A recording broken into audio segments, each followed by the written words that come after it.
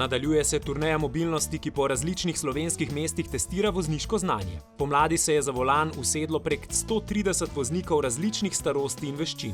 Na prvem jesenskem zbiranju tovrstnih podatkov pa nas je najprej zanimalo, ali so že znane kakšne ugotovitve spomladanske serije.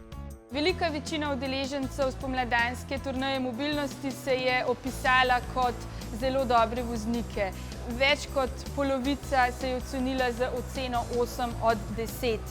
Je pa njihovo vožnjo spremljal tudi inštruktor varne vožnje, ki pa je na koncu sklenil, da kar 2 od 3 voznikov vozniškega izpita ne bi opravila, če bi bil pogoj za opravitev vožnja na drive simulatorju.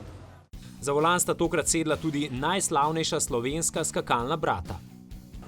Vožnja mi pomeni svobodo, da se lahko odpeljem kadarkoli hočem, kamorkoli hočem, da se ne zanašam na starše in pa predvsem prostor, kamor se lahko zatečem s prijatelji, z družbo.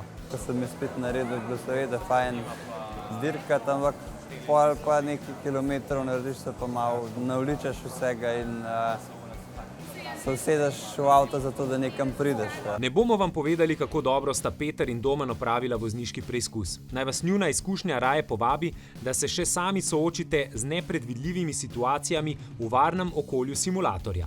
Zdaj večinoma se usedeš v avto, se peleš po cesti, gledaš, kam moraš iti, spremljaš avto pred sabo. Tukaj je pa še malo nastavljeno, da še kdo z leve strani skoči, z desne strani skoči in te tako spomne, da se lahko še kaj neprijetnega zgodi. Kljub temu, da je to samo igrica, če se zaletiš, je vse v redu in možgani ne procesirajo tako, kot bi na cesti. Se mi pa zdi, da je ta simulator en zelo dober približek, kaj se odvija na realni cesti. Organizator turneje mobilnosti je Zavarovalnica Triglav in je del njihovega projekta Skupaj za večjo varnost, katerega pomemben del je osveščanje o novostih v prometu, novih pravilih in novi tehniki. Odprli so celo nov kanal za tovrstne vsebine, spletni portal Vozim se.